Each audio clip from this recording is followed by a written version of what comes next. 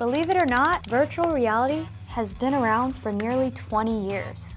And yet, it still feels like a random experiment instead of the next mainstream video game.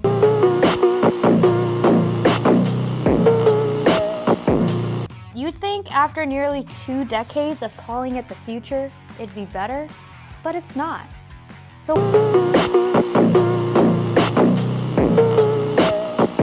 why does virtual reality still suck? First, the cost. Virtual reality is an expensive commitment.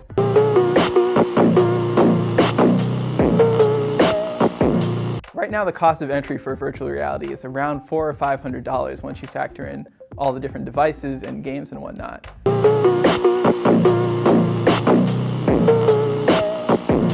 There are some new machines coming up, like the Oculus Quest, that can make it a little bit easier, or the Samsung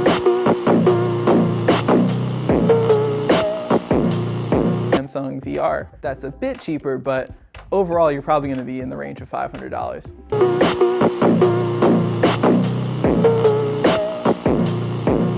And that's just for entry-level models.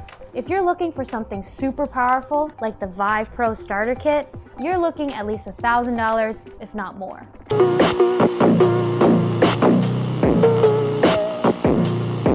And then there's the annoying setup.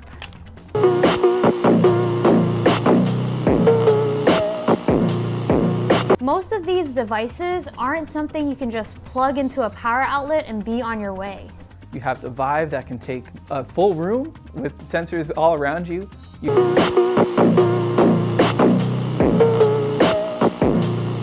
have the PlayStation VR, which has extra cameras and sensor bars and even specific controllers for it. And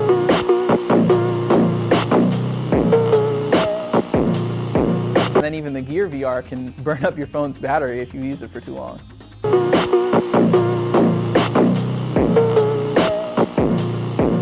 Setting up a virtual reality experience on your own can be kind of a hassle. It just takes a lot of time, and even once you've spent it, you might not know what you want to do.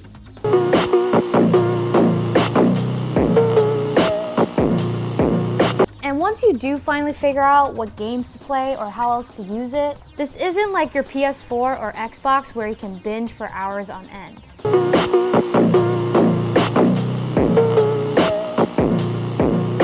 The VR headsets that are available right now are a bit cumbersome and heavy, and spending too much time in virtual reality can be disorienting, so wearing the headset for more than half an hour can leave your head spinning when you take it off.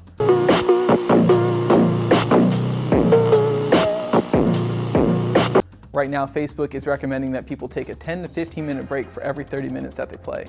That means even if you want to spend an hour in virtual reality, about 20 minutes of that will just be cooling off.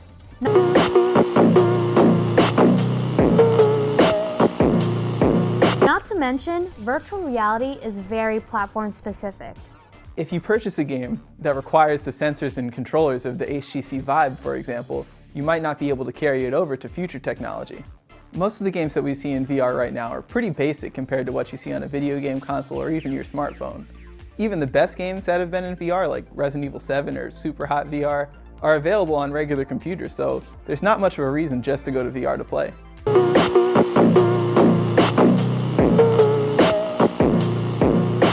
And games made for something like the PlayStation VR won't be playable on other headsets and vice versa.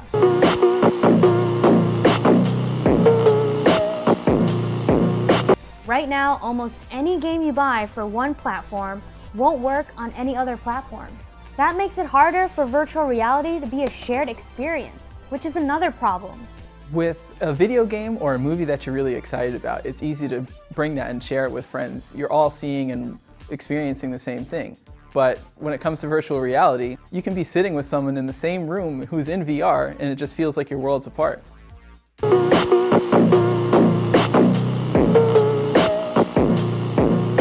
Companies like Facebook are working on programs that will let you share virtual reality with friends, but it's hard to see why that might beat out something like FaceTime or just regular video calling.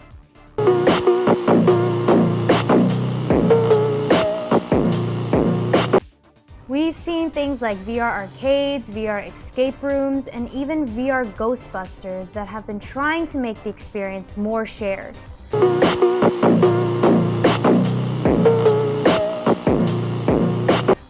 require going somewhere and paying an admission cost for a small 10 to 15 minute experience. So what can VR platforms do to become more successful? For VR to really catch on, it needs to offer something that feels totally exclusive to virtual reality.